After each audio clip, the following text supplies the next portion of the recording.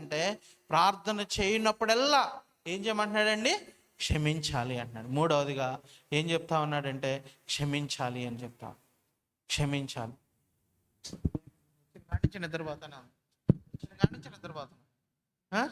ఒక్క మాట కూడా వినలా, అందుకే అనుకోకుండా ఇటు కూర్చోవాలి. చెప్పేది వినండి. మూడవదిగా ఏం చెప్తా ఉన్నాడండి? క్షమించాలి. ఎవరైనా గుర్తుకొస్తే. అందుకని పోయిన నెలలో ఉపవాస ప్రార్థన అప్పుడు కూడా నేను ఇదే మాటలు చెప్పాను కదా. శుక్రవారం ఏం చెప్పాము? తండ్రి వీరేమి చేయుచున్నారో వీరు ఎరుగరు గనుక వీరిని క్షమించు. క్షమాపణ ప్రార్థన చేసేటప్పుడు మనం కూడా చాలాసార్లు వింటా ఉన్నాం. ఏమన్నా నువ్వు నైవేద్యాన్ని దేవుడికి ఇచ్చేటప్పుడు, దేవుణ్ణి ఆరాధించేటప్పుడు, దేవునికి నీ అర్పణ అర్పించేటప్పుడు ఎవరితోనైనా నీకు వైర్యం ఉందని తెలిస్తే మొదటగా నీ అర్పణ అక్కడ వదిలిపెట్టి ఏం చేయమన్నాడు? మొదటగా వెళ్ళి వాళ్ళని క్షమించి వాళ్ళతో సమాధానపడి వచ్చి నీ అర్పణ అర్పించమని చెప్పాడు. అర్పణ అర్పించమని చెప్పాడు. మనం పోయిన నెలలో కూడా ఒక సంఘటన చూసాం బైబిల్ గ్రంథంలో. ఒక అతనంట ఏం చేశాడు అంట? 10,000 రూపాయలు అప్పు పడ్డాడు. ఎంత అప్పు పడ్డాడు? 10,000 రూపాయలు అప్పు పడ్డాడు. 10,000 రూపాయలు అప్పుబడి అప్పు ఇచ్చిన వ్యక్తికి దగ్గరికి వెళ్ళి ఏమంటున్నాడంటే, అయ్యా నేను 10,000 కట్టలేను, నన్ను క్షమించు అని క్షమాపణ అడిగాడండి. బయటకు వచ్చి ఏమంటున్నాడు? అతను వేరే అతనికి 100 రూపాయలు అప్పు ఇచ్చాడు. ఆ 100 రూపాయలు అప్పు తీర్చలేదని ఈ క్షమాపణ పొందిన వ్యక్తే, 10,000 మాఫీ చేయబడిన వ్యక్తే 100 రూపాయలు అప్పు తీర్చలేదని మరొక వ్యక్తి మీదకి వెళ్ళి ఏం చేశాడు? శిక్షించడం ప్రారంభించాడు. అతన్ని చొక్కా పట్టుకోవడం ప్రారంభించాడు. దేవుడు ఒప్పుకున్నాడా? నీ 10,000 రూపాయలు మాఫీ అయిపోయినాయి కదా, నువ్వు 100 రూపాయలు మాఫీ చేయలేకపోయావా అని అతన్ని తీసుకొని వెళ్ళి చెరసాల్లో పడేసినట్లుగా చూస్తా ఉన్నాం. అతన్ని తీసుకొని వెళ్ళి కొరుకుడు లేకపోతే పళ్ళు కొరికేస్తామని వేదనకరమైన లేకపోతే నరకానికి అతన్ని అప్పగించినట్లుగా మనం చూస్తూ ఉన్నాం. కాబట్టి ప్రియమైన దేవుని బిడ్డలారా, దేవుని దగ్గర మనం మేలులు పొందాలి అంటే, దేవుని కృప నీ మీద నా మీద నిలబడాలి అంటే ఏం చేయాలి చెప్పండి? క్షమాపణ అడగాలి. దేవుని సేవ చేసే వాళ్ళు ఎంతమంది ఉంటారో తెలుసా? ఎలా ఉంటారో తెలుసా? చాలామంది వాళ్ళ ఇంటిని వదులుకుంటారండి, వాళ్ళ బంధువులను వదులుకుంటారు, వాళ్ళ ఆస్తులను వదులుకుంటారు, ఆస్తులో వాళ్ళకి రావాల్సిన వాటాను వదులుకుంటారు, పొలాలు వదులుకుంటారు. అన్నీ వదిలేసి ఎక్కడికి వస్తారు? దేవుని సేవకు వస్తారు. దేవుని సేవ చేయటం అంటే వదిలేసుకుంటాం. ఏసన్న గారు ఉన్నారు, అన్నీ వదిలేసి వచ్చారు. రమేష్ గారు ఉన్నారు, అన్నీ వదిలేసుకుంటూ వచ్చారు. అన్నీ వదిలేసుకొని మాకేమున్నా ఏం లేకపోయినా ఎవరు కావాలి? దేవుడు కావాలని సేవ చేస్తూ ఉంటారు. మరి మనం చిన్నది కూడా వదిలేసుకోలేక 10 రూపాయల కోసం, 100 రూపాయల కోసం, 1000 రూపాయల కోసం, వడ్డీల కోసం ఏం చేస్తూ ఉంటామండి? గొడవలు పడుతూ ఉంటాం. దేవుడు అంటా ఉన్నాడు క్షమించు అంటున్నాడు. ఏమంటున్నాడు చెప్పండి? మూడవదిగా ప్రార్థన చేసే ముందు మనం ఏం చేయాలి అంటే క్షమించాలి. మొదటిగా ఏం చేయాలి? మనల్ని మనం పరీక్షించుకోవాలి. రెండవదిగా ప్రాయశ్చిత్తపడాలి, ఒప్పుకోవాలి, విడిచిపెట్టాలి. మూడవదిగా ఏం చేయాలి చెప్పండి? క్షమించాలి. నాలుగవదిగా చూసినట్టే ప్రసంగి 5వ అధ్యాయము 2వ వచనం.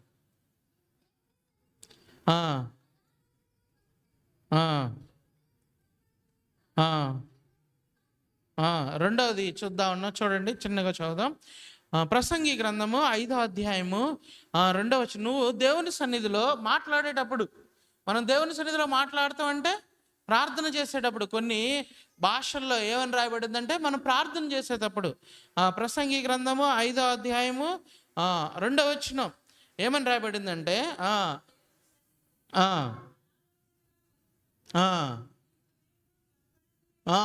ఎట్లా పడితే అట్లా ప్రార్థన చేయడానికి, అనాలోచితంగా ఏది పడితే అది ప్రార్థన చేయడానికి నీ హృదయాన్ని ఏం చేయొద్దంటండి? త్వరపెట్టొద్దు అంటున్నాడు. దేవుని సన్నిధిలో నువ్వు మాట్లాడేటప్పుడు ఏం చేయాలంట? చదవండి. నీ నోటిని కాచుకోండి. దేవుడు ఆకాశమందు ఉన్నాడు, భూమి మీద ఉన్నావు కనుక ఆ, నీ మాటలు ఏముండాలంట? కొద్దిగా ఉండాలి. మూడవదిగా ప్రార్థన, నాలుగవదిగా ప్రార్థన చేసేటప్పుడు మనం ఏం ప్రార్థన చేయాలంటే కొంచెం జాగ్రత్తగా ప్రార్థన చేయాలంట. ఎలా ప్రార్థన చేయాలి చెప్పండి? జాగ్రత్తగా మాట్లాడు. ఏది పడితే అది మాట్లాడకూడదు. ఎంతసేపు పడితే అంతసేపు ప్రార్థన చేయకూడదు. ఇక్కడ దీని అర్థం ఏంటో తెలుసా? ఈ మాటల అర్థం ఏంటో తెలుసా? అంటే మన భాషలో చెప్పుకోవాలంటే ఒళ్ళు దగ్గర పెట్టుకొని ప్రార్థన చేయాలి. ఏ మాటలు పడితే ఏదో వస్తుంది కదా, అలవాటు కదా అనుకొని మనం ప్రార్థన చేయకూడదంట. మనం సాధారణంగా ఎలా ప్రార్థన చేస్తాం తెలుసు? కొన్ని మాటలు దొర్లుతాయి మనకి. ఏ మాటలు దొర్లియో కూడా మనకి తెలియదు, స్పృహ ఉండదు. ఎందుకు ఆ మాటలు దొర్లుతాయి అంటే మనకు అలవాటు.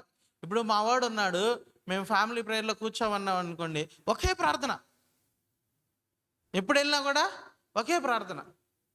ఎందుకు? తనకు మొదట్లో మన చిన్నపిల్లలు, సండే స్కూల్ పిల్లలు ఎక్కడ ప్రార్థన చేసినా ఒకే ప్రార్థన, మార్పు ఉండదు. ఎందుకని? అంటే అలవాటైన ప్రార్థన. అది ఏమైపోయింది? అలవాటు. అలా చేయొద్దు అంటున్నాడు దేవుడు. నువ్వు మందిరానికి వచ్చినప్పుడు ప్రార్థన చేసేటప్పుడు అలవాటుగా ప్రార్థన చేయొద్దు అంటున్నాడు. ఇంకొక అర్థం ఏంటో తెలుసా? ఇక్కడ నువ్వు గుర్తుంచుకో. ఎందుకు నువ్వు మాటలు అలా దొర్లుతున్నావు? దేవుడు పైన ఉన్నాడు, నువ్వు కింద ఉన్నావు. దేవుడు ఎక్కడున్నాడు? ఆకాశం అందున్నాడు, నువ్వు కింద ఉన్నావు. నువ్వెంతో, నీ స్థితి ఎంతో, నీ స్టేజ్ ఎంతో, నువ్వెంతో ఆఫ్టర్ ఆల్ అన్న విషయాన్ని గుర్తుంచుకొని ప్రార్థన చేయంటున్నాడు. నీకంత సీన్ లేదని గుర్తుంచుకొని ప్రార్థన చేయంటున్నాడు. అంటే దాని అర్థం ఏంటంటే, నేను కొంచెం ముందుకు వెళ్తున్నాను. దాని అర్థం ఏంటంటే నువ్వు తగ్గించుకొని ప్రార్థన చేయంటున్నాడు. నిన్ను అలక్కొట్టుకొని నువ్వు ప్రార్థన చేయంటున్నాడు. ఏమంటున్నాడు చెప్పండి? ప్రార్థన చేసేటప్పుడు ఏం చెబుతున్నాడు? ఒళ్ళు దగ్గర పెట్టుకొని, నోరు జాగ్రత్త పెట్టుకొని ప్రార్థన చేయి అంటే అర్థం ఏంటో తెలుసా? నీవు తగ్గించుకొని నువ్వు ప్రార్థన చేయి. నోరు జాగ్రత్తగా కాచుకొని ప్రార్థన చేయమంటున్నాడు. అంటే భయంతో, వణుకుతో ప్రార్థన చేయాలంటున్నాడు. మనం ఎన్నో, మంజిత్ పాల్ గారు చెప్పాడు, కొంతమంది ప్రార్థనలో ఎలా ప్రార్థన చేస్తారు చెప్పండి?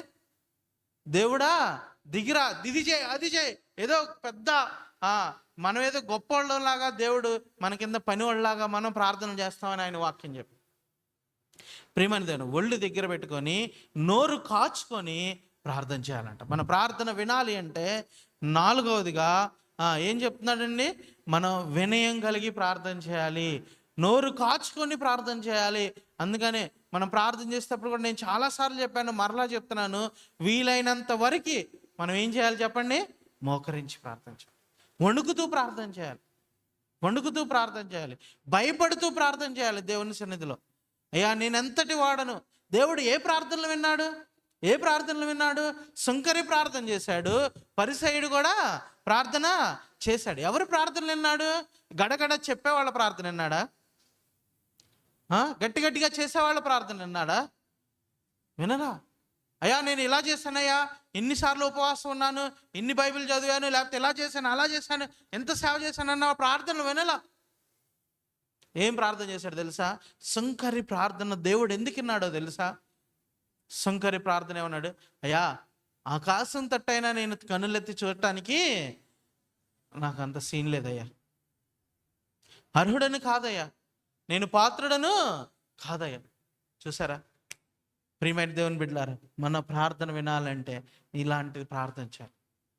అయ్యా నేనే మాత్రం కూడా ప్రభువా అని పిలవటానికి కూడా అర్హుడని. ఒక ఆయన వచ్చాడు యేసుప్రభు వారి దగ్గరికి వచ్చి, అయ్యా నా కూతురికి బాగాలేదయ్యా అని అడిగాడు. సరేనయ్యా నేను నీ ఇంటికి వచ్చి ప్రార్థన చేస్తానన్నాడు యేసుప్రభు వారు. నీ ఇంటికి వచ్చి ప్రార్థన చేస్తానంటే ఆయన ఏమన్నాడు తెలుసా? ఆయన డబ్బున్నవాడే, ధనవంతుడే, పేరు పలుకుబడి ఉన్నవాడే, రాజకీయంగా కొంత తెలిసిన వాడే, పదవిలో ఉన్నవాడే ఏమన్నాడు తెలుసా? అయ్యా నువ్వు నా ఇంటికి రావటానికి నేను అర్హుడను కాదు. స్వస్థత పొందిందా లేదా? ఆ కుమార్తె స్వస్థత పొందిందా లేదా? పొందింది. ఒక ఆమె వచ్చింది, అయ్యా నన్ను స్వస్థపరచు, నా పిల్లలకు స్వస్థపరచు కావాలని అడిగితే ఆ యేసుప్రభు వారు ఆమెని చీపుగా చూశాడు. ఆమెను ఎలా చూశాడు? చీపుగా చూశాడు. అయ్యా నేను మీకోసం రాలేదు, మీ గురించి ప్రార్థన చేయను, మీ ఇంటికి రాను అన్నాడు. రాజకుమార్తెల కోసం రాజకుమారుల కోసమే అంటే ఆమె ఏమంది తెలుసా? ఏమంది? చీపుగా చూస్తే ఏమంది చెప్పండి? అయ్యా, బల్ల మీద నుంచి పడిన రొట్టె ముక్కలైనా ఏయి ప్రభు అని అడిగింది. కుక్కలకి వేసినట్టు అయ్యి ప్రభు అని అడిగింది. అంటే ఎంత తగ్గించుకుంది చూసారా? చచ్చినా కుక్కతో పోల్చుకుంది. అందుకని ప్రార్థన చేసేటప్పుడు మన నోటిని కాచుకోవాలంట. ప్రార్థన చేసేటప్పుడు మనల్ని హృదయంలో మనల్ని మనం హెచ్చించుకోకూడదు, జాగ్రత్తగా ప్రార్థన చేయాలంట. ప్రియమైన దేవుని బిడ్డలారా, మన జీవితాల్లో కూడా మనం అలవాటుగా ప్రార్థన చేయొద్దు, అరిసి ప్రార్థన చేయొద్దు, లేకపోతే అహంతో ప్రార్థన చేయకూడదు. ఎలా ప్రార్థన చేయాలి అంటే, ఎలా ప్రార్థన చేయాలండి? మన నోటిని మనం కాచుకొని ప్రార్థన చేయాలి, మనల్ని మనం తగ్గించుకొని ప్రార్థన చేయాలి. ఆయన ఆకాశం ముందు ఉన్నాడు, మనం ఎంత ఆఫ్టర్ ఆల్ అన్న విషయాన్ని గ్రహించి ప్రార్థన చేయాలి. కాబట్టి ప్రియమైనది, మొదటిగా ప్రార్థన చేయడానికి మన సిద్ధపాటులో, ఒప్పుకోల్లో మొదట మనం ఏం చేయాలి? మన హృదయాలను మనం పరిశీలించుకోవాలి. ఏమన్నా మనస్సాక్షి, నా హృదయం మన మీద దోషారోపణ చేస్తుందా లేదా మన పరిస్థితులు ఏమైనా తేడాగా ఉన్నాయా, పరిస్థితులు అల్లకొల్లకంగా ఉన్నాయా, అననుకూలంగా ఉన్నాయా అని మనల్ని ఏం చేయాలి? మనం పరిశీలించుకోవాలి. రెండవది, పరిశీలించుకున్న తర్వాత ప్రాయశ్చిత్తపడాలి. ఏం చేయాలి చెప్పండి? ప్రాయశ్చిత్తపడాలి, ఒప్పుకోవాలి, విడిచిపెట్టాలి. మూడవదిగా మనం క్షమించాలి, పక్కన వాళ్ళని ఓర్చుకోవాలి, వారికి క్షమించాలి. నాలుగవదిగా మనకి వినయం, లేకపోతే నోటిని కాచుకోవాలి. చివరిగా చాలా అనుకున్నానులే కానీ సమయం అయిపోయింది. 11 హెబ్రీయులకు రాసిన పత్రిక 11వ అధ్యాయం 6వ వచనం.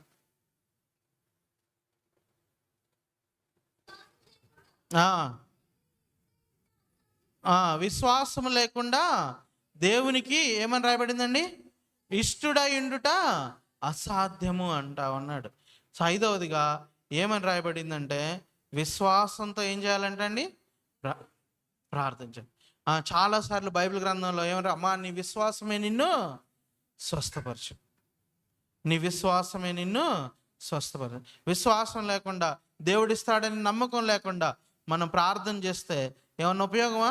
66వ కీర్తనలో మనం చూసాం, ఏమన్నాడంటే, దేవుని కృప నా యొద్ద నుండి తొలగిపోలేదు, దేవుడు నా ప్రార్థన ఆలకించాడు. దేవుని కృప తొలగిపోలేదు కాబట్టి నేను నా ప్రార్థన ఆలకించాడు. మనం కూడా ప్రార్థన చేసేటప్పుడు ఒక నమ్మకం ఉండాలి, నేను ప్రార్థన చేస్తుంటే దేవుడు వింటున్నాడు. ఏం వినాలి చెప్పండి?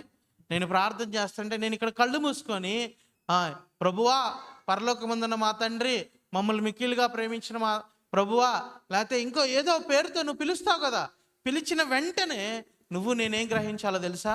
దేవుడి చెవి మన మీద పెట్టాడు. దేవుడి చెవి ఎటు తిప్పాడు? మన ప్రార్థన వైపుకి తిప్పాడనే నమ్మకం మనకు ఉండాలి. ఆయన వింటున్నాడనే విశ్వాసం ఉండాలి. ఆయన విన్న తర్వాత ఆయన కృప మన నుంచి తొలగిపోకుండా దేవుడు మనల్ని, మన ప్రార్థనని విని మనల్ని బయటికి తీసుకురాబోతున్నాడు, ఈ సమస్య నుంచి, ఈ ఇబ్బంది నుంచి, ఈ పరిస్థితి నుంచి అని మనం గ్రహించాం. దాన్నే విశ్వాసం అంటారు. మనం చాలాసార్లు ప్రార్థన చేస్తాం. ఎలా ప్రార్థన చేస్తున్నామో తెలుసా? దేవుడు వింటాడనే ఒక స్పృహ లేకుండా ప్రార్థన చేస్తాం. ఎవరు వింటారని ప్రార్థన చేస్తాం తెలుసా? మన చుట్టుపక్కల వాళ్ళు వింటున్నారని ప్రార్థన చేస్తాం. ఎవరు వింటున్నారని ప్రార్థన చేస్తాం? ఒక్కొక్కసారి ఆలోచించండి. మీరు ఎప్పుడు ప్రార్థన చేసినా, నలుగురుగా గ్రూపులో కూర్చొని ప్రార్థన చేసినా, సంఘంగా ప్రార్థన చేసినా, ఎలా ప్రార్థన చేస్తాం మనం? నా పక్కన వాళ్ళు వింటున్నారు, వాళ్ళ పేరు ఎత్తకపోతే వాళ్ళు ఫీల్ అవుతారేమో. నన్ను చాలామంది అంటూ ఉంటారు, ఏమంటారంటే, నువ్వు వాళ్ళ పేరు ఎత్తి ప్రార్థన చేయలేదని అంటారు, లేకపోతే నువ్వు అందరి గురించి ఇక్కడ ప్రార్థన చేయలేదంటారు. నేనంటాను, జనంలో పేరెత్తి ప్రార్థన చేస్తే ఏం ఉపయోగం లేదండి. నా ప్రార్థన బలం ఏంటో తెలుసా? నేను వ్యక్తిగతంగా మీ గురించి కూడా, నేను సంఘం గురించి ఎప్పుడైనా ప్రార్థన చేసినా, లేకపోతే ఎవరి గురించి అయినా ప్రార్థన చేసినా, ఏది నిజమైన ప్రార్థన అనుకుంటాను తెలుసా? నా వ్యక్తిగతంగా నేను ఎవరు లేకుండా ఒక్కడనే సంఘాన్ని గురించి ప్రార్థన చేస్తే, లేకపోతే నాకు కొంతమంది చెబుతారు, అన్న మా గురించి ప్రార్థన చేయండి అని. అప్పుడు నేను పర్సనల్గా నా వ్యక్తిగతంగా, ప్రభా ఆ పలానా వ్యక్తిని జ్ఞాపకం చేసుకొని నేను ఎప్పుడైతే ప్రార్థన చేశానో అదే నేను మీ గురించి చేసిన ప్రార్థన. ఇక్కడ పేరెత్తి చేస్తే మీకోసం చేసినట్టే. అని నేను నమ్ముతాను. నేను చేసే ప్రార్థన నిజమైన ప్రార్థన ఏంటి చెప్పండి? రహస్యంగా నేను చేసే ప్రార్థన. రహస్య ప్రార్థనే చాలా ప్రాముఖ్యమైనది. రహస్యమందు దేవుడు నీ పేరు నా పేరు వింటున్నాడు, ప్రార్థన చేస్తున్నాడు అన్న విషయాన్ని గ్రహించాను. అందుకని నేను అదే ఆలోచిస్తాను. నేను ప్రార్థన చేసేటప్పుడు కూడా, ప్రభువా నువ్వు వింటున్నావు, ప్రభువా నేను చేసే ప్రార్థన వింటున్నావు, నా మనసులో ఉన్న ఆలోచన వింటున్నావు, వీళ్ళ యొక్క ప్రార్థనను వింటున్నావు అని నేను మనుషులను సంతోష పెట్టడానికి ఎక్కువ ప్రార్థన చేయను. ఒక్కోసారి నన్ను ఒకళ్ళు ఏమన్నారు తెలుసు, అసలు నీకు ప్రార్థన చేయడం వచ్చా అన్నారు. 2-3 సంవత్సరాల క్రితం అన్నారండి నన్ను. నువ్వు ప్రార్థన చేయటం రానోళ్ళలాగా ప్రార్థన చేస్తావు అన్నాడు స్టేజ్ మీద, ఏలూరులో కాదు. అసలు నాకు అంటే నేను ప్రార్థన అంటే ఎలా చేయాలని అనుకుంటారు చాలామంది. ఇవన్నీ మనుషుల కోసం చేసే ప్రార్థన. నేను మరలా చెప్తున్నాను, మనుషుల కోసం చేసే ప్రార్థన. నేను దేవుడి కోసం ప్రార్థన చేస్తాను కాబట్టి చాలా సమాజంలో జనం ముందు చాలా తక్కువ ప్రార్థన చేస్తాను. జనం ముందు ఎంత ప్రార్థన చేస్తాను? చాలా తక్కువే ప్రార్థన చేస్తాను. ఒక్క నిమిషం కన్నా ఎక్కువ ప్రార్థన చేయడానికి ప్రయత్నం చేయను నేను. ఎందుకంటే ఎక్కువ ప్రార్థన చేస్తే అబ్బా వీళ్ళు ఇతను మంచి ప్రార్థన పరుడని మనుషుల మెప్పు కాదు కావాల్సింది. ఎవరి మెప్పు కావాలి? దేవుని మెప్పు. నా విశ్వాసం ఏంటంటే, నా నమ్మకం ఏంటంటే, రహస్యమందు చేస్తున్న దేవుడు వింటాడు. ఆయనకు తెలుసు మన పేర్లు. కాబట్టి మనం కూడా ఏం విశ్వాసంతో ప్రార్థన చేయాలంటే, 5వదిగా ఎలా చేయాలంటే అండి, విశ్వాసంతో ప్రార్థన చేయాలి. ఆ విశ్వాసం ఏంటంటే, మొదటిగా నేను కొన్ని విశ్వాసాల్లో చాలా ఉన్నాయి. మొదటిగా నా ప్రార్థన దేవుడు వింటున్నాడని మనం విశ్వసించాలి. ఏదో గాల్లో మాటలు వదిలినట్టు కాదు, సమాజంలో మాటలు వదిలినట్టు కాదు, మనుషుల కోసం మాటలు వదిలినట్లు కాదు ప్రార్థన చేశారు. ఎలా ప్రార్థన చేయాలి చెప్పండి? దేవుడు నా ప్రార్థన వింటున్నాడు అని గ్రహించాలి మనం. రెండవదిగా నా ప్రార్థన ఆయన సన్నిధిలో ఉందని మనం విశ్వసించాలి. మొదటిగా ఏం విశ్వసించాలి చెప్పండి? నా ప్రార్థన దేవుడు వింటున్నాడు. రెండవది నా ప్రార్థన ఆయన సన్నిధికి చేరుతుంది. నీ ప్రార్థన నా ప్రార్థన ఆయన ఒక ప్రార్థన బుడ్డిలో పెట్టాడన్న అన్నది మనం నమ్మాలి. నీ ప్రార్థన నా ప్రార్థన వ్యర్థం కాదు. సమాధానం వస్తేనే, దేవుడు మనకి మేలు అనుగ్రహిస్తేనే నీ ప్రార్థన నా ప్రార్థన దేవుడు విన్నట్టు కాదు. ఆ విషయాన్ని గ్రహించాలి. నువ్వు నేను దేవుడు సన్నిధిలో మోకరించి చేసిన ప్రతి ప్రార్థనని దేవుడు ఏం చేశాడు చెప్పండి? ఒక బుడ్డిలో భద్రపరిచాడు. ఇది విశ్వసించాలి. ఇది విశ్వసించాలి. నీ ప్రార్థన నా ప్రార్థన వ్యర్థం కాదు. నువ్వు చేసిన మొర, నేను చేసిన మొర వ్యర్థం కాదు. చాలాసార్లు మనం తప్పుడు మాటలు అంటాం, తప్పుగా చెప్తాం. అయ్యా నా ప్రార్థన దేవుడు వినట్లేదయ్యా అంటాం. ఏమంటాం చెప్పండి? నా ప్రార్థన దేవుడు వినట్లేదయ్యా అంటాం. అలా అనకూడదు. ఎప్పుడు వినడు దేవుడు? ఎప్పుడు వినడు? పాపాన్ని లక్ష్య పెడతాయి. పాపాన్ని లక్ష్య పెట్టకుండా ఒప్పుకొని విడిచిపెట్టి నిజంగా మనల్ని మనం తగ్గించుకొని దేవుని సన్నిధిలో నలకొట్టుకొని మోకరించి భయభక్తులతో నోటిని కాచుకొని ప్రార్థన చేస్తే దేవుడు తప్పకుండా మన ప్రార్థన వింటాడు. ఇది నమ్మాలి. రెండవదిగా, మొదటిగా ఆయన వింటాడు. రెండవది నీ ప్రార్థన నా ప్రార్థన వ్యర్థం కాదు, ఆయన భద్రపరిచాడు, బుడ్డిలో భద్రపరిచాడు. మూడవదిగా ఏమి విశ్వసించాలో తెలుసా? విశ్వాసం లేకుండా దేవుడికి ఇష్టడై ఉండుట అసాధ్యం. మూడవదిగా ఏ విశ్వాసం ఉంచాలి అంటే, ఆయన పొంది ఉన్నామని నమ్మాలంటాడు.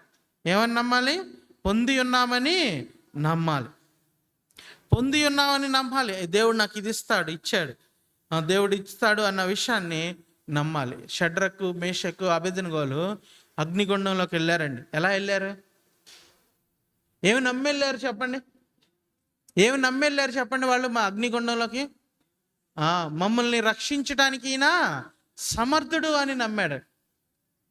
వాళ్ళ అగ్నిగుండంలో నడిపించడానికి మొదటిది ఏంటంటే వాళ్ళ నమ్మకమే. అగ్నిగుండంలో నుంచి వాళ్ళు బయటికి రావడానికి కూడా కారణం వాళ్ళ విశ్వాసమే.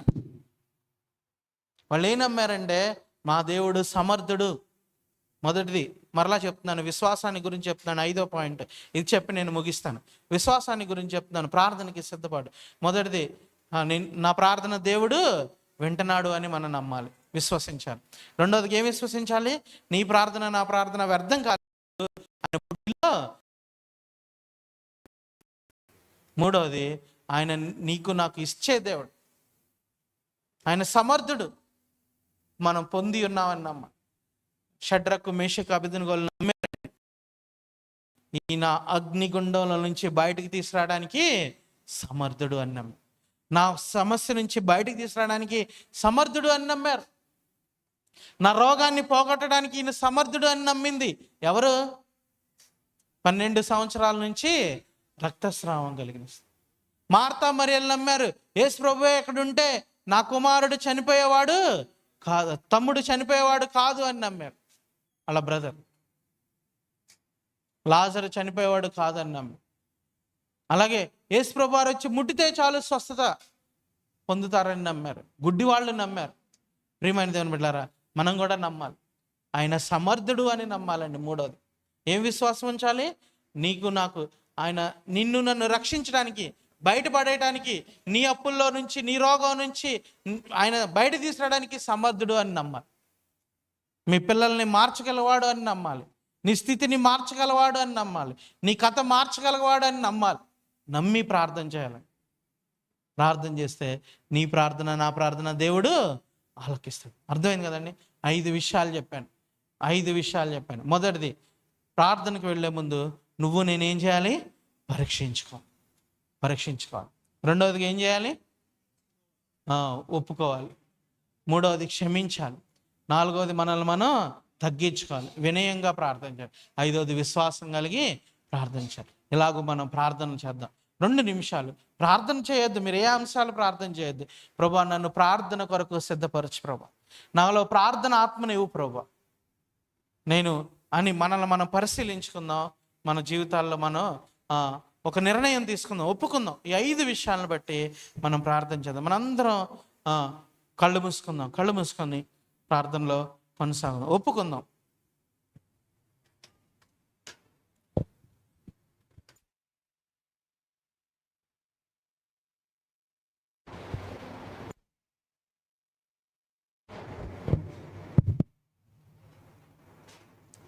మీరు మీ ఇంటి గురించి ప్రార్థన చేయొద్దు, మీ రోగాన్ని గురించి ప్రార్థన చేయొద్దు. మరలా చెప్తున్నాను, మీకున్న సమస్య గురించి ప్రార్థన చేయొద్దు.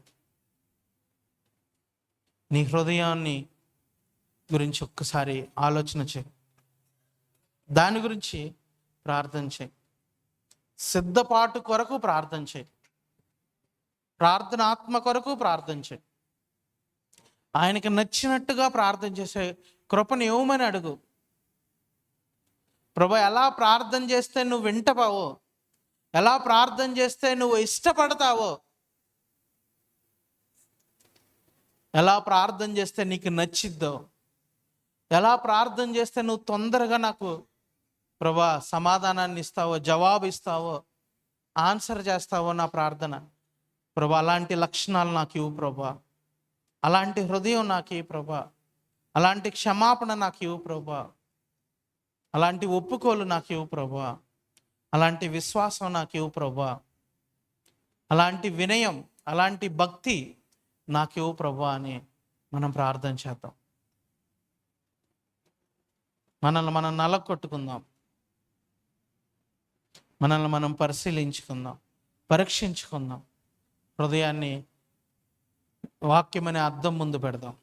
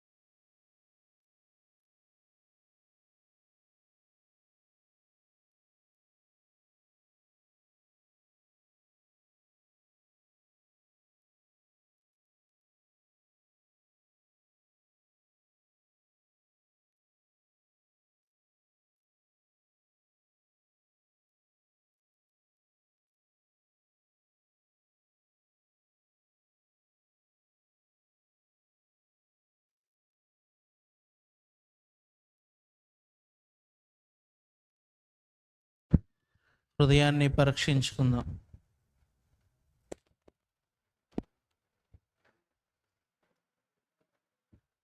ప్రభా, నాకు విశ్వాసం లేదు ప్రభా, నువ్వు ఇస్తానని నమ్మకం లేదు ప్రభా అని ఒకవేళ అవిశ్వాసగా ఉంటే ఆ విషయంలో దేవుణ్ణి అడుగుదాం.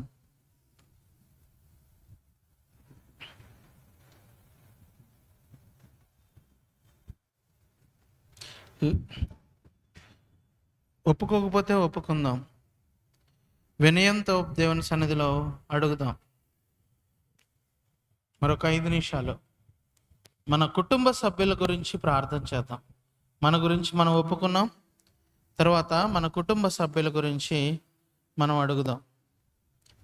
నీ భర్త, నీ భార్య, నీ పిల్లలు, తల్లిదండ్రులు, అక్క చెల్లెళ్ళు, అన్నదమ్ములు, వారు చేసిన పాపాల నిమిత్తం మనం ఒప్పుకుందాం. ఒక 5 నిమిషాలు పేరు పేరు వరుసన ప్రార్థన చేద్దాం.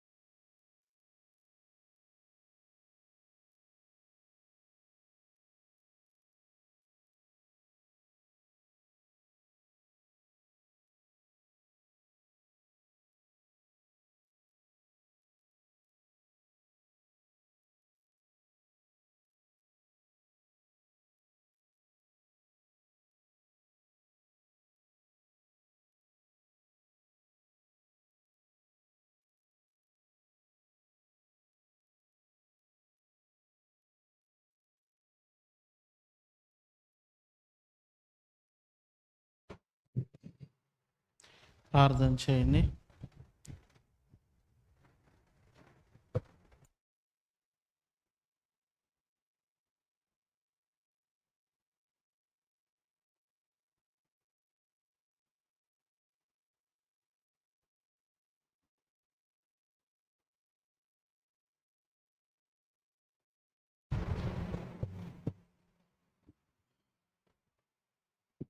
మమ్మల్ని మిక్కిలిగా ప్రేమించిన మా ప్రియ పరలోక తండ్రి, మీ నామానికి వందనాలయ్యా. దేవా, మీరెంతైనా నమ్మదగిన దేవుడు. మాకు వినిపించిన ప్రభా మీ మాటలను బట్టి వందనాలు, స్తోత్రాలు చెల్లిస్తున్నాం. దేవా, మా జీవితాల్లో ప్రభా ప్రార్థనకు ముందు మేము హృదయాల్లో పాపాన్ని లక్ష్య పెడితే మీరు వినరు అని సెలవిచ్చారు. ప్రభా, మమ్మల్ని మేము పరీక్షించుకోవడానికి, ప్రభా మమ్మల్ని మేము సరిచేసుకోవడానికి, ప్రాయశ్చిత్తపడటానికి, క్షమించడానికి, అలాగే ప్రభా విశ్వాసం కలిగి ఉండడానికి, తగ్గించుకోవడానికి ప్రభా మీరు కృప చూపుతా వచ్చారు. మీరు వినిపించిన మాటలను బట్టి వందనాలయ్యా. ఇక ముందు మేము ప్రార్థన చేయించుండగా మీరే సహాయం దయచేయమని, చేసిన ప్రతి ప్రార్థనను ఆలకించమని, మా కొరకు త్వరగా రాన్న క్రీస్తు ప్రభు వారి నామంలో స్తుతించి ప్రార్థిస్తున్నాము తండ్రి, ఆమేన్. మనందరం లేచి నిలబడి ఒక పాట పాడుకుందాం.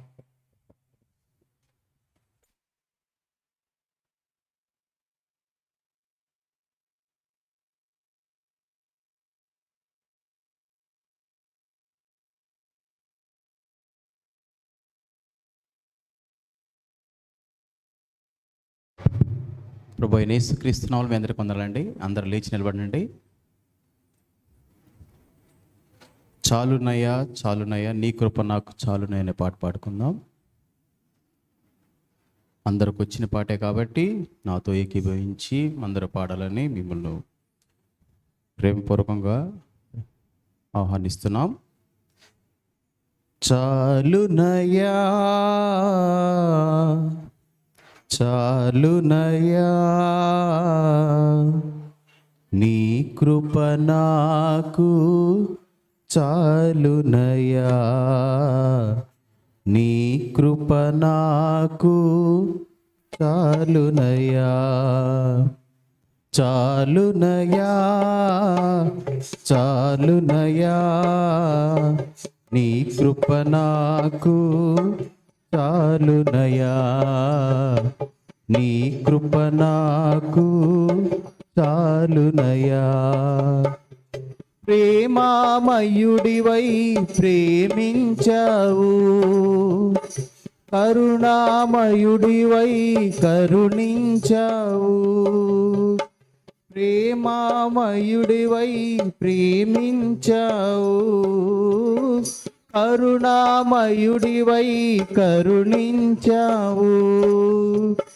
తల్లిగా లాలించి తండ్రిగా ప్రేమించే, తల్లిగా లాలించి తండ్రిగా ప్రేమించే ప్రేమ కరుణ నీ కృప చాలు. ప్రేమ కరుణ నీ కృప చాలు. చాలునయ్యా చాలునయ్యా నీ కృప నాకు చాలునయ్యా, నీ కృప నాకు చాలునయ్యా. జిగటగల ఊబిలో పడియుండగా నా అడుగులు స్థిరపరచి నిలిపితివయ్యా. జిగటగల ఊబిలో పడియుండగా నా అడుగులు స్థిరపరచి నిలిపితివయ్యా. హిసోపుతో నన్ను కడుగుము యేసయ్యా, హిమము కంటెను తెల్లగా మార్చయ్యా. నీకేమి చెల్లింతు నా మంచి యేసయ్యా, నా జీవితమంతా అర్పింతు నీకయ్యా ప్రేమ కరుణ నీ కృప చాలు. ప్రేమ కరుణ నీ కృప చాలు.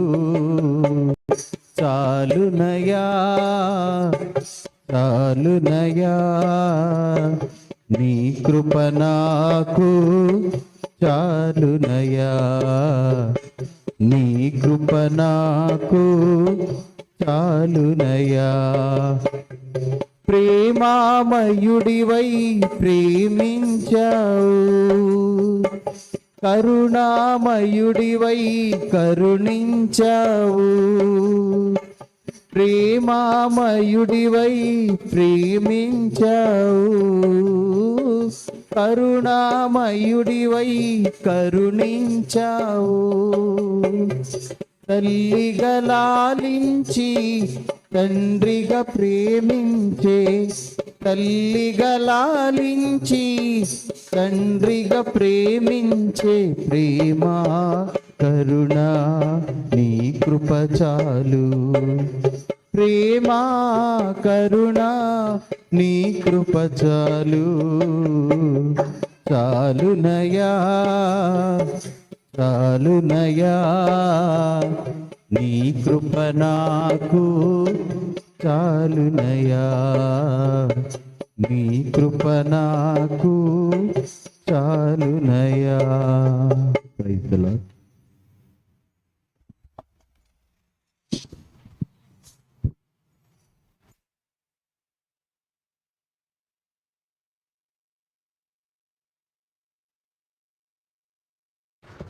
ఆరవ కీర్తన.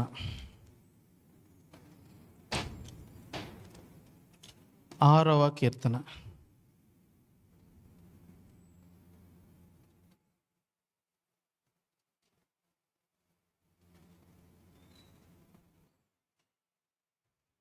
పది వచనాలు ఉన్నాయి. మొదటి 3 వచనాలు చదువుకుందాం. యెహోవా, నీ కోపము చేత నన్ను గద్దింపకము, నీ ఉగ్రతతో నన్ను శిక్షింపకము. యెహోవా, నేను కృశించి ఉన్నాను, నన్ను కరుణించుము. యెహోవా, నా ఎముకలు అదురుచున్నవి, నన్ను బాగు చేయము. నా ప్రాణము బహుగా అదురుచున్నది. యెహోవా, నువ్వు ఎంతవరకు కరుణింపక ఎందువు. చివరి 2 వచనం 8వ వచనం నుంచి. యెహోవా నా రోదన ధ్వని వినియున్నాడు. పాపము చేయువారలారా, మీరందరూ నా యొద్ద నుండి తొలగిపోండి. యెహోవా నా విన్నపము ఆలకించి ఉన్నాడు. యెహోవా నా ప్రార్థన అంగీకరించును.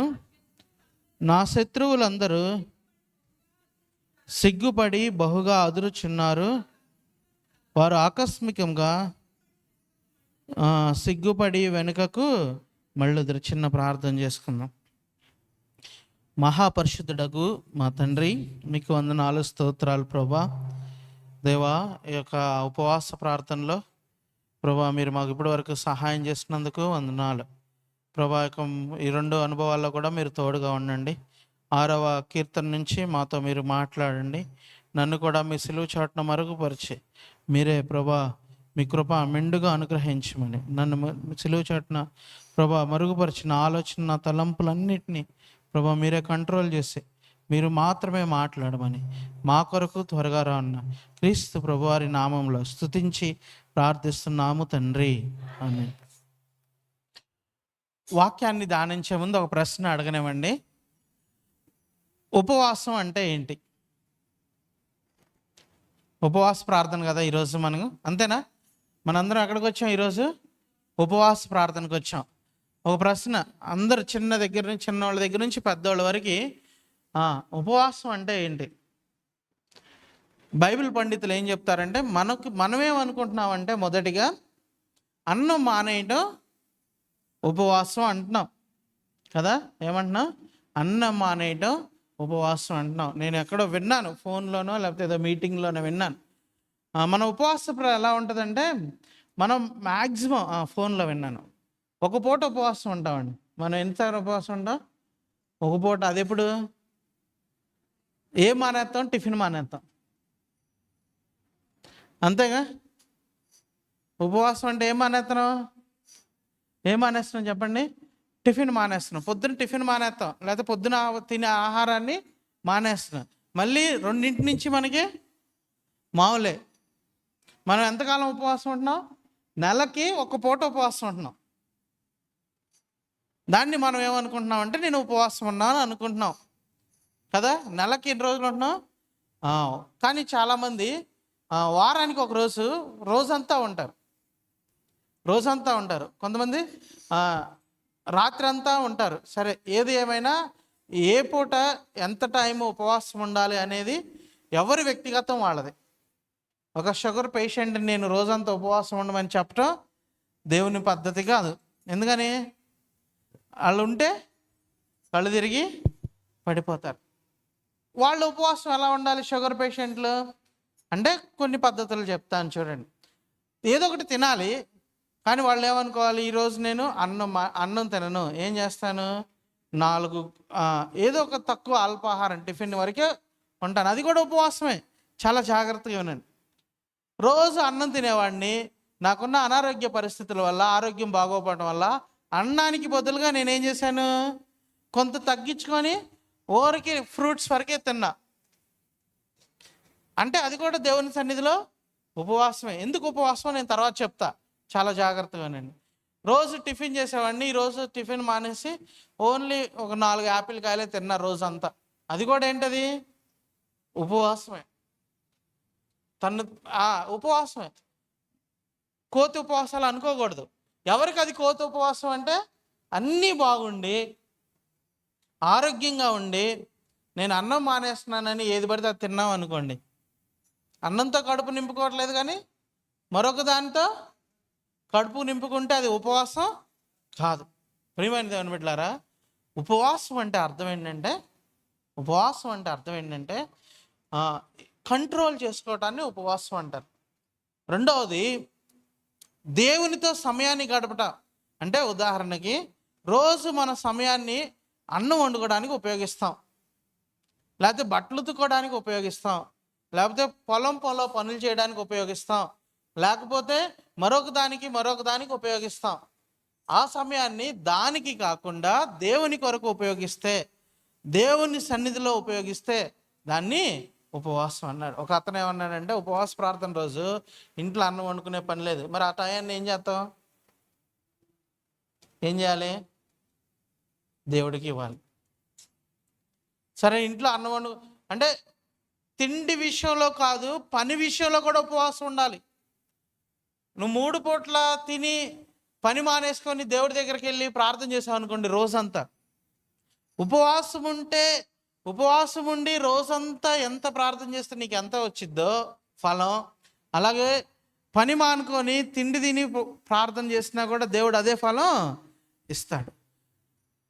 ఎంత మానుకున్నాం అనేది ఇంపార్టెంట్ కాదు, కానీ ఉపవాసం అంటే ఎంత సమయం దేవుని సన్నిధిలో గడిపాం అనేది ఇంపార్టెంట్ అండి. అర్థమైందా నేను చెప్పింది? ఎంత మానుకున్నావు అనేది ఇంపార్టెంట్ కాదు. నువ్వు అన్నం మానుకున్నావా, టిఫిన్ మానుకున్నావా, లేకపోతే మంచినీళ్ళు కూడా తిట్టకుండా ఉన్నావా, ఇది ఎంత ప్రాముఖ్యమో దానికన్నా ఎక్కువ ప్రాముఖ్యత ఏంటి? అన్నం అంతా మానేసుకొని మందిరానికి రాకపోతే ఉపవాసం ఉన్నట్ట? చెప్పండి అండి. అన్నం అంతా మానేసాం, రోజంతా మందిరానికి రాకపోతే ఉపవాసం కాదు. సరే, మందిరానికి వచ్చి ప్రార్థన చేయకపోతే? అర్థమవుతుందని చెప్పేది. మందిరానికి వచ్చి ప్రార్థన చేయకపోతే ఉపవాసం ఉన్నట్ట? కాదు. 2 సమాపాలులో ఉండాలి. మన కంట్రోలు, దేవునితో ఉండే సమయం, మన తగ్గింపు, మన యొక్క నలగొట్టుకునేది. మనం ఉపవాసం ఉండి శరీరాన్ని నలగొట్టుకుంటున్నాం. అలా నలగొట్టుకుని దేవుని సన్నిధిలో గడపడం కూడా చాలా అవసరం. 2 అవసరమే. నలగొట్టుకోకుండా దేవుని సన్నిధిలో గడిపితే ప్రార్థన సరిగా చేయలేం, నలగొట్టుకొని దేవుని సన్నిధిలో గడపాలండి. ఆ విషయాన్ని గ్రహించాలి. నేను ఈ మాటలు ఎందుకు చెప్తున్నానంటే, ఉపవాస ప్రార్థన కూడా పనులు పెట్టుకొని లేటుగా వస్తున్నాం మనం. ఏం చెప్పండి? ఉపవాస ప్రార్థన కూడా, అసలు ఉపవాస ప్రార్థన ఎందుకు పెట్టుకున్నాం? దేవుని సన్నిధిలో ఎక్కువ సమయం ప్రార్థన చేయడానికి. అందుకని మనం ఆల్ నైట్లు పెట్టుకోవాలి. లెక్క ప్రకారం ఇక ఏం పెట్టుకోవాలి? ఆల్ నైట్లు ప్రార్థన చేయాలి. ఆల్ నైట్లు ప్రార్థన చేసిన ప్రతి ఒక్కళ్ళు వాళ్ళ పరిచర్యలు కానీ వాళ్ళ జీవితాలు కానీ అభివృద్ధి చెందినాయండి. మీరు ఆలోచించండి.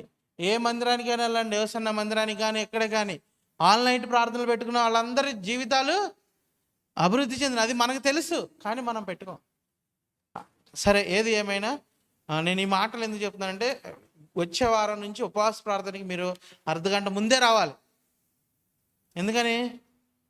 ప్రార్థన చేయాలి. ఏకాంత ప్రార్థనలు కూడా చేయాలి. అర్ధగంట ముందు వచ్చి ప్రార్థన చేస్తే, ఎక్కువ సమయం ప్రార్థన చేస్తే, ఇంటిలో కానీ మందిరంలో కానీ ఎక్కువ సమయం దేనికి గడపాలి? మనం ప్రార్థనకి. పనులు చేయకూడదు. ఉపవాస ప్రార్థన రోజు పనులు పెట్టుకోకూడదు. అందుకని యెషయా గ్రంథంలో ఏం రాయబడింది? మీరు వ్రత దినాలని, ఉపవాస దినాలని, ప్రార్థన దినాలని ప్రతిష్ఠించుకుంటారు, పెట్టుకుంటారు, కానీ మీ పనులన్నీ మీరు చేసుకుంటారు.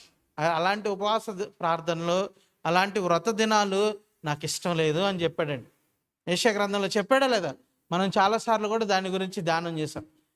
పనులు పెట్టుకొని ఉపవాసం చేస్తే, పనులు చేసుకున్న తర్వాత ఉపవాసం ఉంటే, పనులు చేసుకున్న తర్వాత ఆరాధనకు వస్తే, ఆదివారం కానీ ఉపవాస ప్రార్థన కానీ, అలాంటివి దేవుడిని మెచ్చుతాడా? దేవుడు ఇష్టపడతాడా? అంటే మీరు యెషయా గ్రంథం 1వ అధ్యాయాన్ని ఇంటికి వెళ్ళి చదువుకోండి. యెషయా గ్రంథాన్ని 1వ అధ్యాయాన్ని ఇంటికి వెళ్ళి చదువుకోండి. అలాంటి దాన్ని దేవుడు ఇష్టపడతాడా? ఇష్టపడడండి. ఇష్టపడాడు. చెప్తున్నా, పని మానుకోవాలి, అన్నం మానుకోవాలి. ఈ పని అంటే మనం అనుకుంటాం, నేను పని మానుకోగాలని అన్నంగాలని ఏమనుకుంటారు మీరు? పొలం పని అనుకుంటారు, ఉద్యోగం అనుకుంటారు. కాదు. ఏ పనైనా, ఇంట్లో పనైనా మానుకోవాలి. ఉపవాస దినం అయిపోయిన తర్వాత చేసుకోండి. అంత నిక్కచ్చిగా ఉండండి. దేవుని యొక్క దీవెనలు పొందుతారు. భక్తిలో నిక్కచ్చిగా ఉండండి, ఉపవాసంలో నిక్కచ్చిగా ఉండండి, ఆరాధన కొరకు నిక్కచ్చిగా ఉండండి. ఏదైనా కష్టాన్ని, నష్టాన్ని ఎంచుకోండి దేవుడి కొరకు. పని కూడా మానుకోలేమా దేవుడి దగ్గరకు రావడానికి? అది కూడా త్యాగం చేయకుండా దేవుడు చేయాలంటే ఎలాగండి? నిక్కచ్చిగా పెట్టుకోండి. ప్రభు, ఆదివారం నేను పనికి వెళ్ళను, ఉద్యోగం ఎట్లా, లేకపోతే ఉపవాస ప్రార్థన రోజు ఏ పని చేయను, ఇంట్లో పని కూడా చేయను, దేవుడి దగ్గర అలా నిక్కచ్చిగా పెట్టుకోండి, నిష్టగా పెట్టుకోండి. దేవుడు మన ప్రార్థనల్ని ఆలకిస్తాడు. చిన్న చిన్న త్యాగాలు దేవుడి కొరకు చేస్తే, దేవుడు గొప్ప గొప్ప ఆశీర్వాదాలు నీ కొరకు, నా కొరకు సిద్ధపరుస్తాడు. మనం చేసే త్యాగం ఎంత చిన్నదే. ఒక పూట అన్నమే, ఒక పనిని ఒక రోజుకి పోస్ట్ పోన్ చేస్తున్నాం, అంతే, వాయిదా వేస్తున్నాం. చిన్న చిన్న త్యాగాలు చేస్తే దేవుడు ఏం చేస్తాడు? గొప్ప గొప్ప ఆశీర్వాదాలు ఇస్తాడు. కాబట్టి ఉపవాస దినాన్ని నిష్టగా చేయడాన్ని అలవాటు చేసుకోవాలి. సరే, ఇప్పుడు వాక్యంలోనికి వద్దాం. ఒక మాట చెప్పండి. 3 మాటలు ఉన్నాయండి, వినండి. వాక్యాన్ని నేను చదివించే ముందు కొన్ని మాటలు చెప్తాను. ట్రబుల్, మనందరికీ తెలుసు కదా. ట్రబుల్ అంటే మీకు అర్థమైంది కదా. నా జీవితంలో ట్రబుల్స్ ఉన్నాయి అంటాం కదా. ఏమంటాం చెప్పండి? ట్రబుల్స్ ఉన్నాయి అంటాం. చాలా జాగ్రత్తగా ఉన్నాయి. ట్రబుల్స్ ఉన్నాయి అంటాం. అందరికన్నా దేవుని సేవకుడు ఎవరో తెలుసా? అందరూ మనం అనుకుంటాం దేవుడి సేవకుడు అని. Trouble is the God servant అన్నాడండి ఒక బైబిల్ పండితుడు. ట్రబుల్ అనేది, మనం పడే ట్రబుల్స్ అంటే తెలుగులో ఏమంటారన్నా, మనం పడే కష్టాలు, ఏడుపులు, బాధలు, ఇబ్బందులు, ఇవన్నీ కూడా దేవునికంట సేవకులు అంట. నీ జీవితంలో ఉన్న కష్టం, నీ జీవితంలో ఉన్న బాధ, నీ జీవితంలో ఉన్న ఏడుపు, నీ జీవితంలో ఉన్న రోగం ఎవరికి సేవ చేస్తున్నాయి? అవి దేవుడికి సేవ చేస్తున్నాయి. Troubles are the god's servants. దేవునికి సర్వెంట్స్. అర్థమైందా? మనకున్న కష్టాలు, బాధలు, ఇబ్బందులు అన్నీ ఎవరికి సేవ చేస్తున్నాయి? దేవుడికి సేవ చేస్తున్నాయి. 3 మాటలు గుర్తుంచుకోండి. ఒకటి టెంప్టేషన్ అంటే శోధన, టెంప్టేషన్. రెండవది ట్రయల్ అంటే మన దేవుడు పెట్టే పరీక్ష, లేకపోతే టెస్ట్. టెంప్టేషన్, రెండవది టెస్ట్, మూడవది ట్రబుల్. ఈ 3 గుర్తుంచుకోండి. 3 మాటలు చెప్పండి. ఒకటేంటి? టెంప్టేషన్ అంటే శోధించబడటం. రెండవది టెస్టింగ్, దేవుడు మనల్ని టెస్ట్ చేస్తాడు. మూడోది ట్రబుల్. ఈ మూడు మన జీవితాల్లో ప్రతి విశ్వాస జీవితంలో ఉంటుంది. ట్రబుల్ లేని మనుషుడు ఎవరు లేరండి. కష్టాలు లేని మనుషుడు ఎవరు లేరు. ధనవంతుడైనా వాడి జీవితంలో ట్రబుల్స్ ఉంటాయి, పేదవాడికైనా వాడి జీవితంలో ట్రబుల్స్ ఉంటాయి. చిన్న పిల్లవాడు, స్కూల్కి వెళ్ళే పిల్లవాడికైనా వాడి జీవితంలో ట్రబుల్స్ ఉంటాయి. నడి వయసు ఉన్న వాళ్ళ జీవితంలోనైనా ట్రబుల్స్ ఉంటాయి. ముసలి వాళ్ళ జీవితంలో కూడా కష్టాలు ఉంటాయి. కష్టాలు ఎవరి కష్టం వాళ్ళకు ఉంటుంది. ఉంటుందా లేదా? చిన్న పిల్లలకి పరీక్షలు ఉంటాయి, నడికారు వయసు వాళ్ళకి పరీక్షలు ఉంటాయి, పెద్దవాళ్ళకి కూడా పరీక్షలు ఉంటాయి. చిన్న పిల్లలకి శోధనలు ఉంటాయి, పెద్దవాళ్ళకి శోధనలు ఉంటాయి, అందరికీ శోధనలు ఉంటాయి కదా. చాలా జాగ్రత్తగానండి.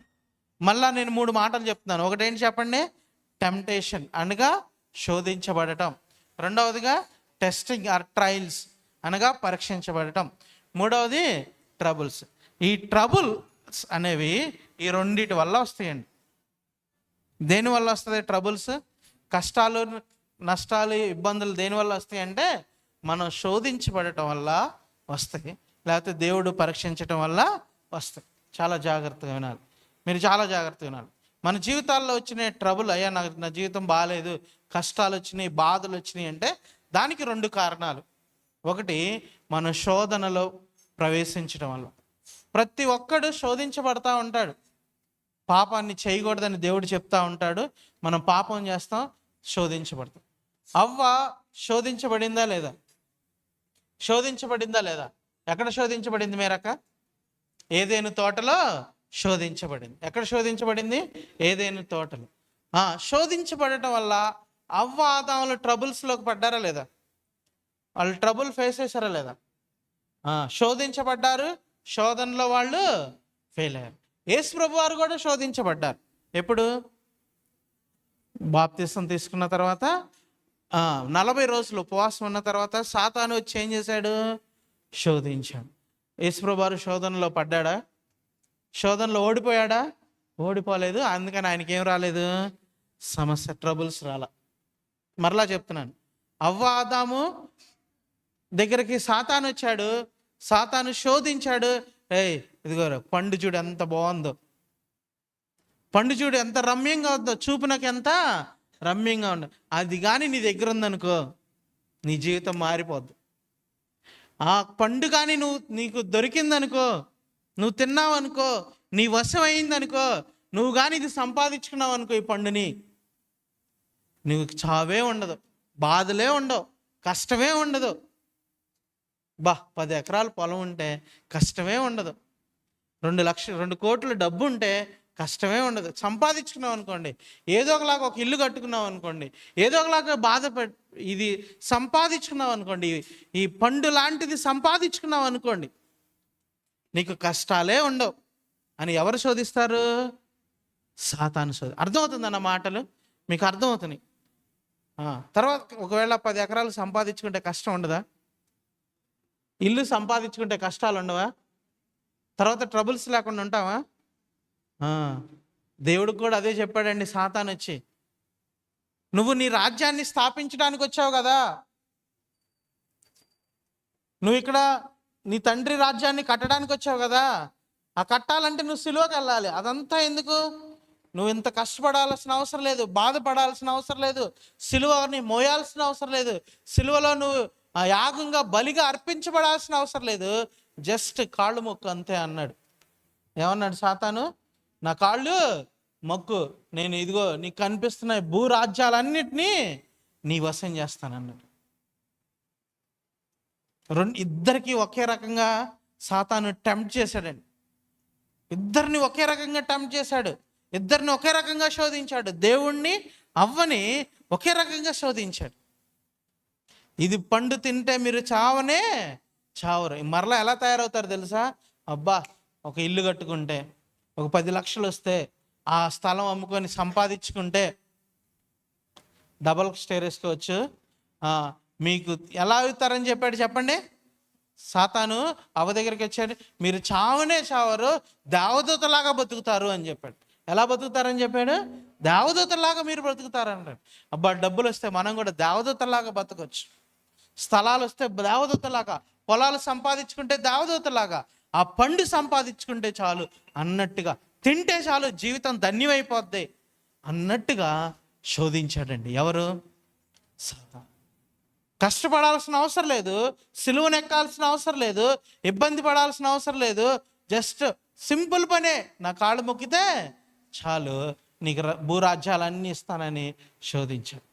ఒకళ్ళు శోధనకి గెలిచారు, ఒకరి శోధనలో ఓడారు. ఓడిన వాళ్ళు శోధనలో ఓడిన తర్వాత ఏం తెచ్చుకున్నారు చెప్పండి అండి? చెమట వచ్చే తత్వాన్ని, కష్టపడే తత్వాన్ని. దీన్నే ట్రబుల్స్ అంటారు. ఆదాముకి ఎందుకు ఈ ట్రబుల్స్ వచ్చినాయి, ఎందుకు ఈ బాధ వచ్చింది? చెమట ఓడ్చి చిందించి దేవుని యొక్క వాక్యాన్ని ఎందుకు ప్రకటించాల్సి వచ్చింది, బతకాల్సి వచ్చిందంటే వాళ్ళు శోధనలో ఉన్నారు. రెండవది పరీక్ష. రెండవది ఏంటి చెప్పండి? పరీక్ష. ఈ పరీక్ష ఎవరు పెడతారు? దేవుడే పెడతాడు. పేతురు పత్రికలో రాశాడు, దేవుడు ఎవరిని శోధించడు, దేవుడు ఏం చేస్తాడు? పరీక్ష పెడతాడు. ఎవరికి? ఇప్పుడు ఏబుకి దేవుడు ఏం చేశాడు? పరీక్ష పెట్టాడు. ఇది ఏబుకి దేవుడు సాతాను ఇద్దరు ఒక మాట అనుకొని ఏం చేశారు చెప్పండి? పరీక్ష పెట్టారు. పెట్టారా లేదా? పరీక్ష పెట్టినప్పుడు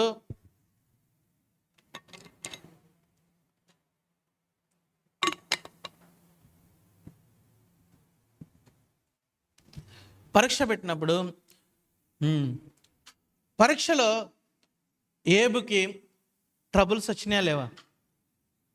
పరీక్ష పెడుతున్నప్పుడు, పరీక్షలో ఉన్నప్పుడు కష్టాలు ఉంటాయి, బాధలు ఉంటాయి, ఇబ్బందులు ఉంటాయి. ఎంత పెద్ద సమస్యలు అంటే, ఈ సమస్యలో ఏబు ఏం కోల్పోయాడు? ఆస్తిని కోల్పోయాడు, తర్వాత పిల్లల్ని కోల్పోయాడు, తన ఆరోగ్యాన్ని కోల్పోయాడు, ఇవన్నీ కోల్పోగా అవమానాలు వచ్చినాయి కదా. సో దీన్నే ట్రబుల్స్ అంటారు. ఈ ట్రబుల్స్ కూడా ఎక్కడి నుంచి వచ్చినాయి? దేవుడే ఇచ్చాడు. ట్రబుల్స్ కూడా ఎవరు ఇచ్చారు? దేవుడే ఇచ్చాడు. ఎందుకు దేవుడు పరీక్ష పెడతాడు? ఎందుకు కొంతమంది జీవితాల్లో ట్రబుల్స్ని ఇస్తాడు, కష్టాన్ని ఇస్తాడు అంటే, ఒకటి మనకు మనంగా తెచ్చుకుంటాం, రెండవది మనల్ని దేవుడు ఆశీర్వదించడానికి. చూడండి అండి, 6వ కీర్తన మొదటి అధ్యాయంలో 6వ కీర్తన మొదటి వచనంలో ఏమంటా ఉన్నాడు చూడండి.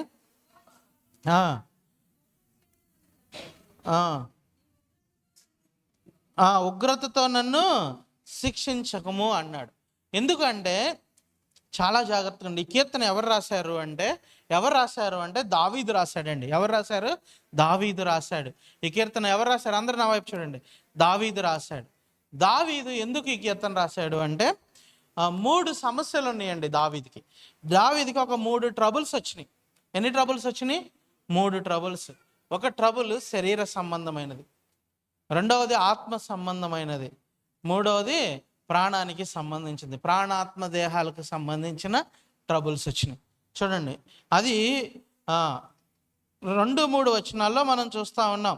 ఒకటి ఏమంటున్నాడంటే, ప్రభు నేను కృషించి ఉన్నాను అన్నాడు కదా. ఏమన్నాడు? కృషించి ఉన్నాను అన్నాడు. రెండవది ఏమన్నాడు?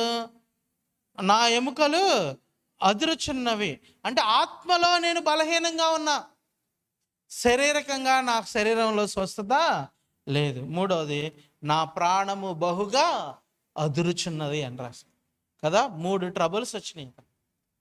3 ట్రబుల్స్ వచ్చినాయి. ఒకటి ఏంటంటే, శరీర సంబంధంగా ఎముకలకి స్వస్థత లేదు, ఎముకలన్నీ అదురుచున్నవి, ఎముకలు బలహీనంగా ఉన్నాయి, ఎముకలు ఇరిగిపోయినాయి అని చెప్తా ఉన్నాడు. రెండవది ఆత్మ సంబంధంగా నేను కృషించి ఉన్నాను, ఇంగ్లీష్లో డిప్రెషన్.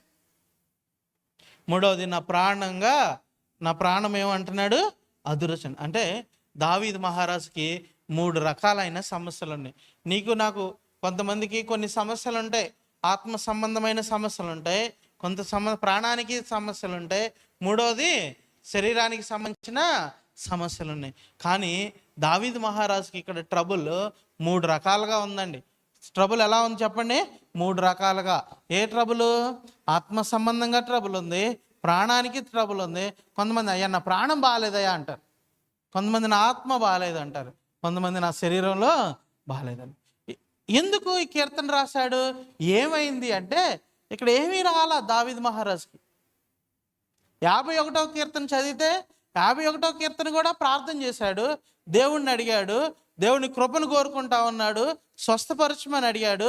ఎందుకంటే 51వ కీర్తనలో దావీదు మహారాజు ఏం జరిగింది? పాపం చేశాడు. దావీదు మహారాజు ముందు ఒక స్త్రీ ఉంది, శోధించబడ్డాడు. మన ముందు కూడా సాతాను తీసుకొచ్చి ఒక్కొక్కరికి ఒక యాపిల్ కాయ పెడతాడు, ఒక్కొక్కరికి ఒక్కొక్క పండు పెడతాడు. కొంతమంది డబ్బుల విషయంలో పడతారనుకోండి, డబ్బు ద్వారా శోధిస్తాడు. కొంతమందికి చెడ్డ అలవాట్ల ద్వారా శోధిస్తాడు, లోకాన్ని చూపించి శోధిస్తాడు, తాగుడు ద్వారా శోధిస్తాడు, వ్యభిచారం ద్వారా శోధిస్తాడు, లేకపోతే ఇంకొక ద్వారా శోధిస్తాడు. దావీదు మహారాజు శోధనలో పడ్డాడు, ట్రబుల్ తెచ్చుకున్నాడు. అప్పుడు 51వ కీర్తన రాశాడు.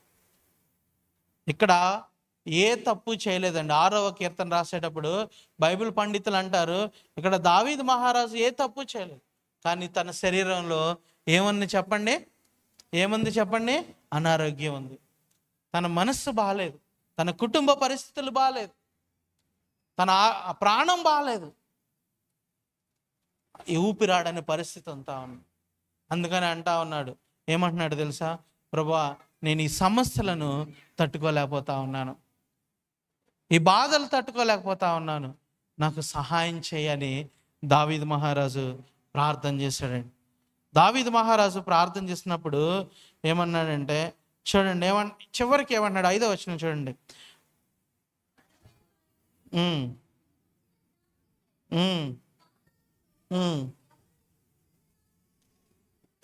అంటే అర్థం ఏంటంటే ఎందుకు ఈ మాట రాశాడంటే, నేను తొందరగా ముగిస్తాను చూడండి, చాలా టైం తీసుకున్నాను. అయ్యా నేను చనిపోబోతా ఉన్నాను, నేను చనిపోతే నిన్ను నేను ఎలా ఆరాధిస్తానయ్యా అంటున్నాడు. మరణమైన వారికి పాతాళంలో నీకు ఎలా కృతజ్ఞతాస్తుతులు చెల్లిస్తున్నా అంటే దావీదు మహారాజు యొక్క స్థితి ఎంత డేంజర్గా తయారైందో, ఎంత సీరియస్ అయిందంటే ఈజ్ నియర్ టు డెత్. ఎక్కడ ఉన్నాడండి? మరణానికి దగ్గరగా ఉన్నాడు. అందుకే 6వ వచనంలో నేను మూలుగుచు అలసి ఉన్నాను, ప్రతి రాత్రి కన్నీరు విడిచుచు నా పరుపు తేలిజేయుచున్నాను, నా కన్నీళ్ళ చేత నా పడక కొట్టుకుపోతుంది. ఇలాగూ బెర్షెబాతో పాపం చేసినప్పుడు, ప్రవక్త వచ్చినప్పుడు కూడా తన పరుపు ఎలా ఉంది? కన్నీరు విడిచి ప్రార్థన చేశాడు. అప్పుడు అలాగే ఇప్పుడు కూడా కన్నీరు విడిచి పరుపు కొట్టుకుపోయేంత, పిల్లోడు బాగానప్పుడు కూడా పరుపు కొట్టుకుపోయేంత ప్రార్థన చేశాడు. నా కన్నులు గుంటలు పడ్డాయి అంట. అమ్మ నీ కళ్ళు ఏంటి అట్లా పీకిపోయినాయి అంటాం కదా, అలాగ పీకిపోయేంత శ్రమలు ఉంటా ఉన్నాయి. అలాంటి శ్రమల్లో దావీదు మహారాజు ప్రార్థన చేశాడండి. నేను చాలా విషయాలు చెప్పాలనుకుంటున్నా కానీ ముగిస్తా ఉన్నాను. చాలా జాగ్రత్త, ఒక్క పాయింట్ చెప్పి నేను ముగిస్తా ఉన్నాను. ఇంతటి శ్రమ, ఇంతటి ట్రబుల్లో దేవుడిని ఆశ్రయించాడు, దేవుణ్ణి మొరపెట్టారు. అయ్యా నేను చాలా కాలం నుంచి బాధలో ఉన్నానయ్యా, చాలా గడ్డు పరిస్థితిలో ఉన్నానయ్యా, ఇక నేను తట్టుకోలేకపోతున్నానయ్యా, నా బాధ ఎక్కువైపోతుందయ్యా, నాకు మరణిస్తానేమో చనిపోతానేమో అని భయంగా ఉందయ్యా, నన్ను ఒక్కసారి జ్ఞాపకం చేసుకో, ఇంకా శిక్షించొద్దు అని ప్రార్థన చేశాడు. అని ఏం చేశాడు? ప్రార్థన చేశాడు. ఆ ప్రార్థన విని దేవుడు ఆ ప్రార్థనకి సమాధానాన్ని ఇచ్చాడు. అదే మనం చివరి వచనాల్లో చదువుతాం. ప్రార్థనకి సమాధానం ఇచ్చాడు. నేను మొదటిగా ఒక మాట చెప్పి ఈ ప్రసంగాన్ని ప్రారంభించాను. ఆ మాట ఏంటో తెలుసా? ఒక మాట ఏంటో తెలుసా? ట్రబుల్, నీకున్న సమస్య, నీకున్న ఇబ్బంది, నీకున్న అనారోగ్యం దేవుని చేతిలో సేవకులు అని చెప్పాను కదా. Troubles are the god's servant. ఇంకో మాట గుర్తు చేస్తాను చూడండి. దేవుణ్ణి ప్రేమించు వారికంట సమస్తమును సమకూడి జరుగుతున్నాయి అంట. సమకూడి జరిగేదే ట్రబుల్.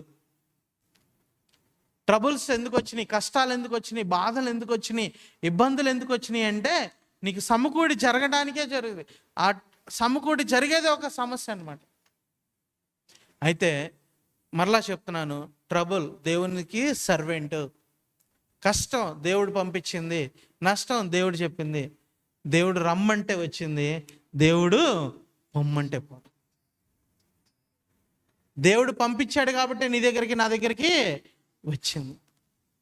దేవుడి చేతిలో కీలుబొమ్మ అన్న విషయాన్ని గుర్తుంచుకో.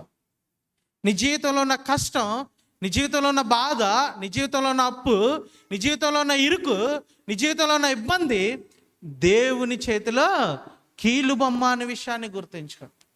దేవుని చేతిలో సావుకురు అని గుర్తుంచుకో. కాబట్టి ప్రియమైన దేవుని బిడ్డలారా, మనం కూడా ప్రార్థన చేద్దాం. ప్రభా, నువ్వు పంపించావు, నువ్వు తీసేస్తే, నువ్వు ఒక్క మాట మాత్రం సెలవిస్తే చాలు స్వస్థత వస్తుంది. నువ్వు ఒక్క మాట మాత్రం సెలవిస్తే చాలు విమోచన వస్తుంది. నా జీవితంలో, నా కుటుంబంలో మా పిల్లల విషయంలో ఉన్న ఈ చెడు కార్యాన్ని, ఈ ఇబ్బందిని తీసివే ప్రభు అని ప్రార్థన చేద్దాం.